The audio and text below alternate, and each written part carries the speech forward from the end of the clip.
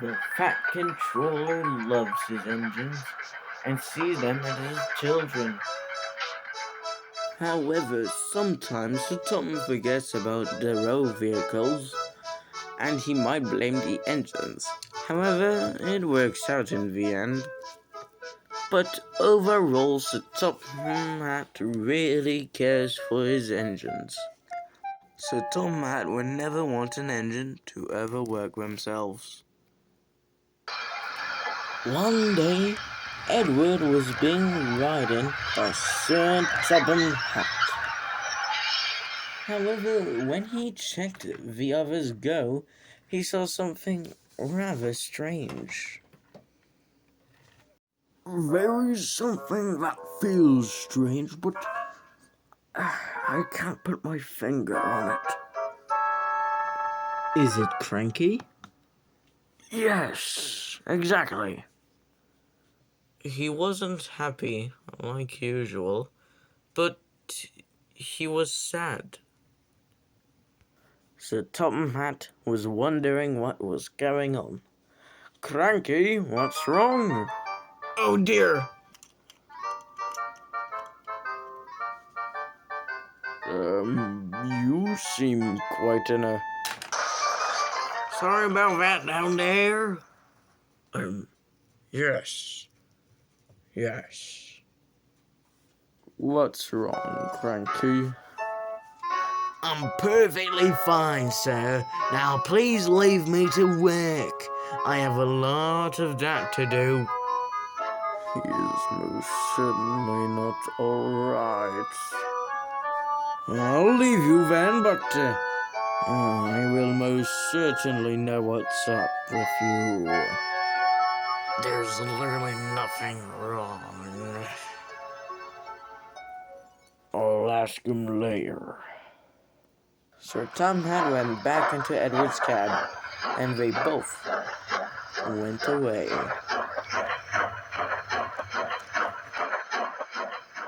That evening, Cranky was still not happy, and he felt terrible. He knew he had work, but he needed a break first. Then Salty arrived. Good evening there, Cranky. How's it going, old pal? I'm not in the mood, Salty. Please leave me alone and do your work. Yes, me hearty. I was coming here to talk to you about that. Was it because I acted slightly strange to the Fat Controller? Me hearty, listen. We've known each other for such a long time right now. I know you, and you know me.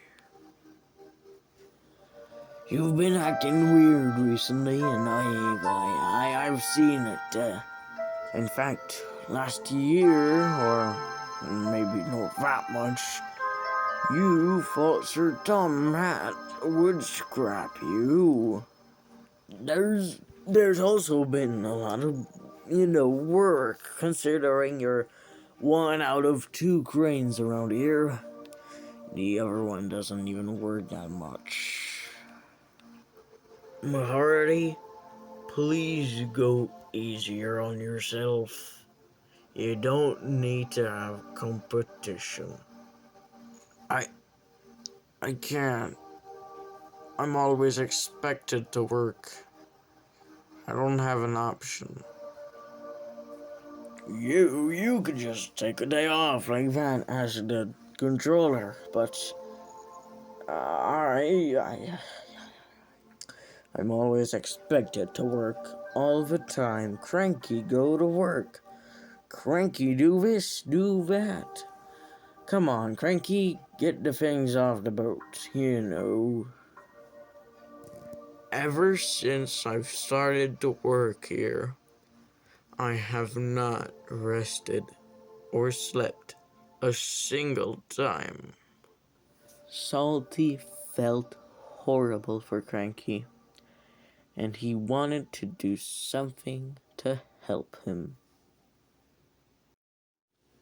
The next day, Salty asked Bill and Ben to call other engines to come to the docks on Christmas.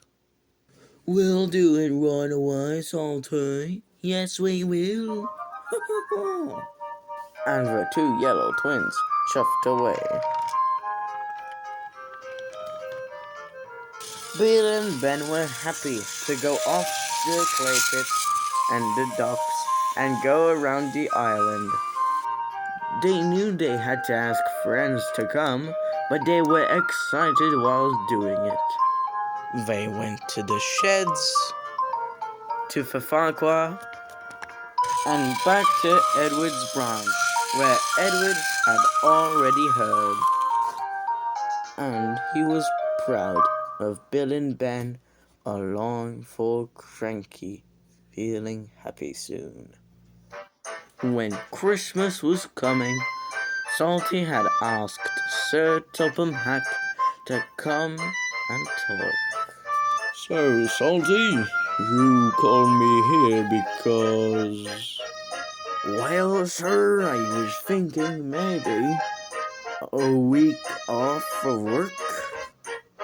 I don't know. You sure that crane will do the work?" "Well, sir, we don't have that much work on Christmas Day. And besides, I've already told the other engines to come at the docks on Christmas." "Oh, really? I think you should have told me this before you asked them, Salty." Yes, sir. Sorry, sir. But nevertheless, Cranky will get his Christmas gift after all." "Oh, thank you so much, sir. It means a lot for Cranky and me too, honestly." "Yes, now go to work. I'm sure Bill and Ben can handle all of the docks' work, can't they?" Oh, yes, sir. Well, I'll go off now. Thank you, sir." "No, welcome, Salty." One day, Cranky had accidentally slept for too long. Then he heard a noise. Oh dear, I'm awake, I'm sorry to sleep."